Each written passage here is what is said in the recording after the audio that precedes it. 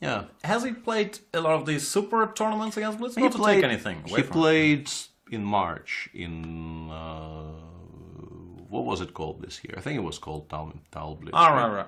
He didn't set the world on fire, but he did perfectly well on an incredibly strong field. And generally, I think up to this point I played maybe 3 tournament Blitz games against him, and I never really felt like I was getting outclassed, but I did lose 2 of them, sort of both times, kind of without really understanding why. It kind of creeps up on you slowly. That's not entirely true. That happened in this Tal Blitz game. The 2 games we played previously, I blundered 1 game away and won the second one. But I think the thing about Artemiev is that he has a very deceptively non-flashy style of blitz. He's just a good technician, yeah. Grinder. He is a very, very solid player. He is very fast. He doesn't blunder. Those are the guys that do well. Yeah. Or often these guys do well at Blitz. If you have a steady rhythm, you don't blunder, you're a good technician. Yeah. Fabian Caruana can do all these things, but yeah. I was discussing this with myself earlier, that even though, well, he's improved as a Blitz player, it always feels like it's not really his priority. Like Magnus wants to win at whatever he does, but Fabiano feels like he wants to be world champion in Classical and everything else. Alright, we'll see how it goes. Yeah. I think that's fair.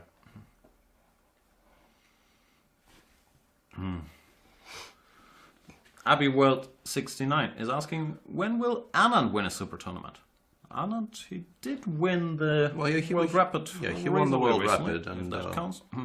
Yeah, he hasn't really been winning the classical tournaments. He plays, I think, very often these days, but he's done well in a number of them. He came very close in one of the Norway chesses. I went to Palov one, I think. But yeah, I mean, considering that he only plays the absolute top events, not very many people win them consistently. So not very many people win them at all. Like normally Magnus wins like half of them, and then yeah, last year Lev won the other half. Yeah. It felt like Lev won the other half. Anyway, we have some moves. Yeah. Carlsen versus Caruana. Yeah. An opening, you will be able to tell us something. This is called the Rubinstein Nimzo Indian. 4e3 is normally a way to say, I don't want that much of a theory debate, but I want to play a sound mainline opening, get my pieces out. e3, short castle is the accepted mainline at the highest level, bishop d3. Here you could write a book on c5 or d5 first, both have small differences. One is that after c5, knight e2, you're not in time to go d takes c4, which you would be after d5. But of course, c5, knight e2, d5.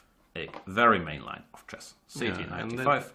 They used to say that in positions with an Isolani, the knight on e2 is horribly misplaced, which would probably mean that white generally does not want just castle and go cd4, ed4 here, right? I'm a bit confused because the main move order, as far as I know, is cd, ed, knight d5, castles, and now they do something knight c6, rook e8, whatever. So it was either some kind of a finger feller, or just he replied too quickly to kind of think through these things properly, or might be a finger fail because now there's dc5 could be an option maybe, but Magnus just castles.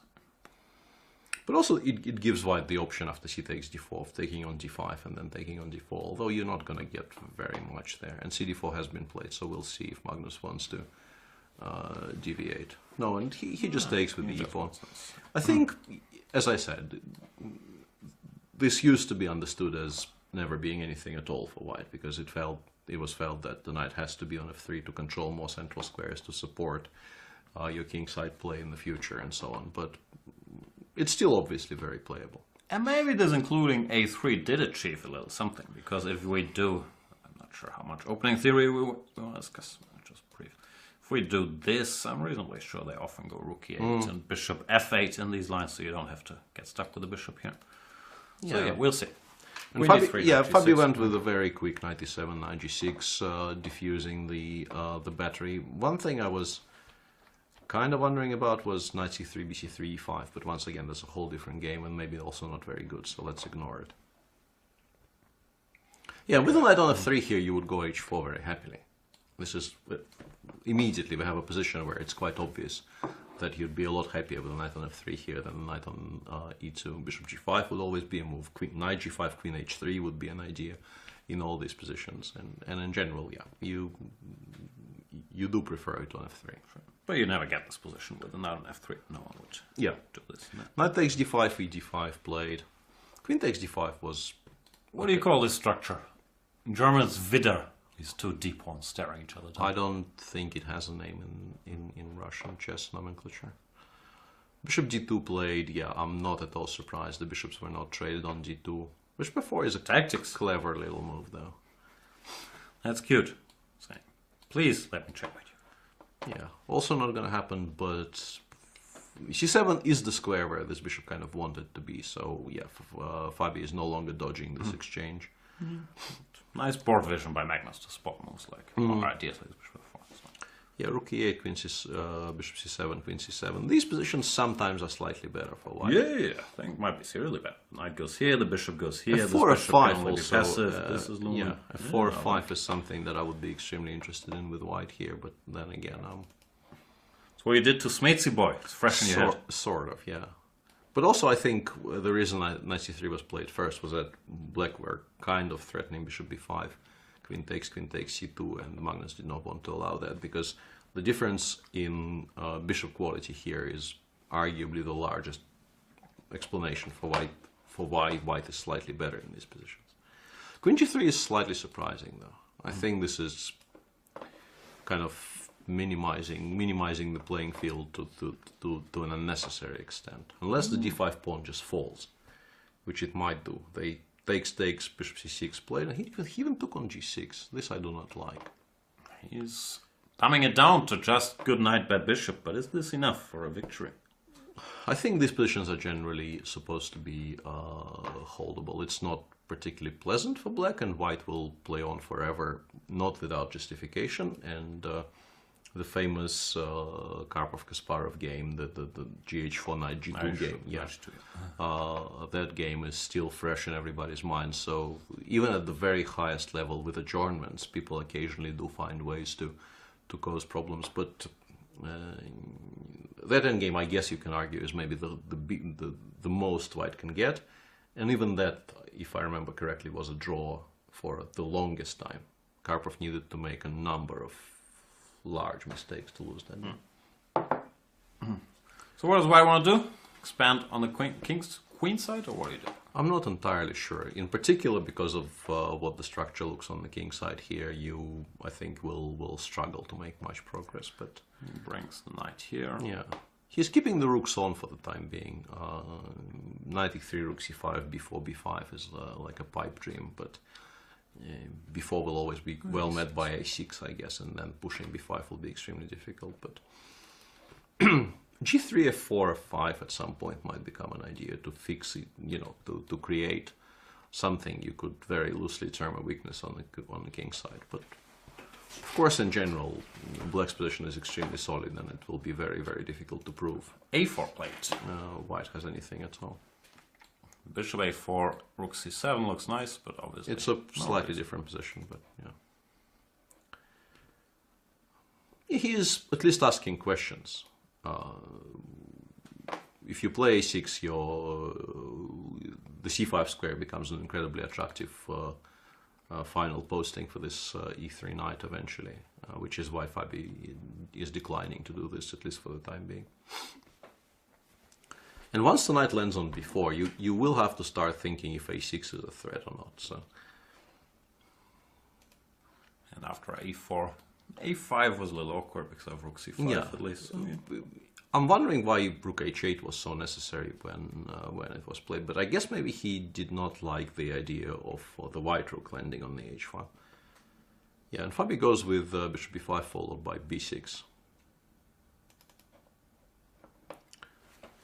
Knight gets rerouted to c3 now to cover rook e8, rook e2 ideas, which was, I think, one of the reasons why Fabi went with this bishop b5 setup.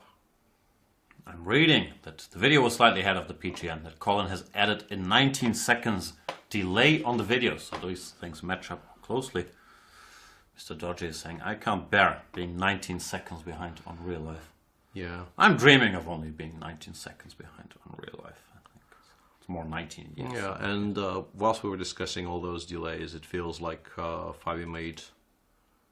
Oh, I don't know if that's progress. I was about to say he made a lot of progress, but he may also have lost the rook, which could be a bit of a problem. Now knight a2 followed by b4 and then knight c3 back. The game appears to be over. Magnus is tricky. Yeah, I was about to say that I don't like allowing the rook to b4, and then Magnus just captures it there. Yeah, this is one way to lose these positions. Pretty cute construction. Yeah, not a way I've seen before, but yeah, it's just resignable because it's a full exchange you're losing here, and then all of your pawns will start falling. He's also not in a particular hurry, it seems. He just invites his bishop to e4. He's saying, whatever, Yeah, I'll go here. Yeah. No, this is just pretty much game over. King d7, king c6 is at least an attempt, but Magnus will. Not taking it. Yeah, Magnus will take only when he is good and ready here. He's actually, I think, threatening to go all the way up to a4. Go here and get a whole rook. Yeah. Ah, that'd be good. But bishop c2, you have to be careful about bishop c2. Yeah. Well, you need to put your pieces on correct squares to do all that. But I guess it actually works. I'll have to see a rook up position because I need some high-level examples for this book I'm working on. So that'd be excellent. Yeah, I think this is now finally over. With the king on a3, the rook is free to start roaming, and yeah, he doesn't actually have to take on b5. He doesn't have to win the rook or even do anything with the rook. King a4 and rook check looks like a good plan. And Caruana resigns. Good Artemiev like drop by Magnus Carlsen. Not sure that's a compliment. Yeah, I don't know if he would take it very. And Vichy just keeps winning.